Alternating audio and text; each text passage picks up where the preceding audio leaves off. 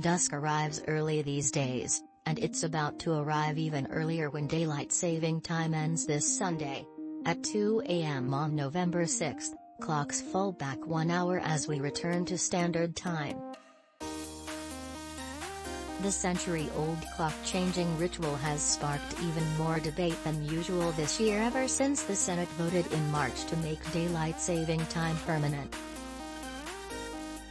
But with major changes to daylight saving time appearing unlikely for now, we still set the clocks back this weekend, and will probably spring forward the clocks next March.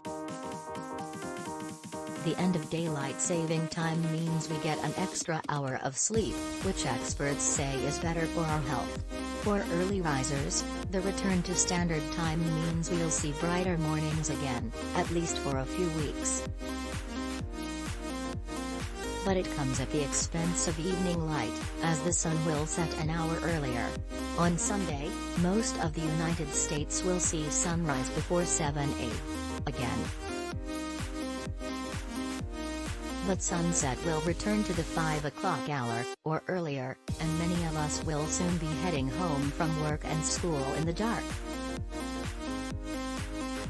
For those who dread falling back to standard time each November, there is one silver lining: sunsets won't get all that much earlier in the coming weeks after Sunday. Due to peculiarities of the tilt of the Earth's axis and its orbit, we lose far more daylight in the mornings at mid-latitudes after.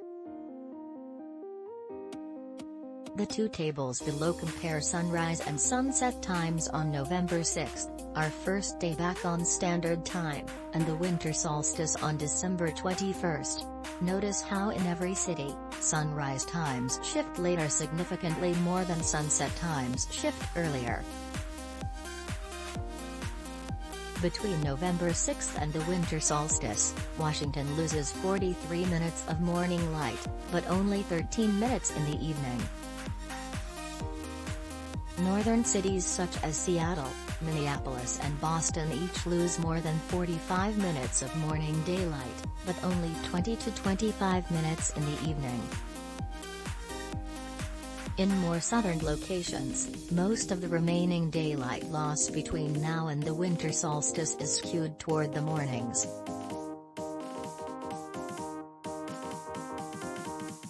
Atlanta, Los Angeles, Houston and Miami each lose at least half an hour of morning light, but sunset will hardly budge over the next 6 weeks.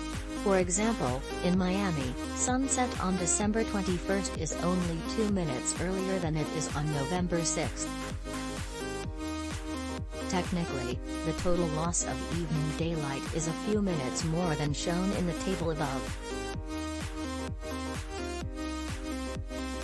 That's because many places see their earliest sunset of the year during the first week of December, and it's typically about 3 to 5 minutes earlier than sunset on the winter solstice.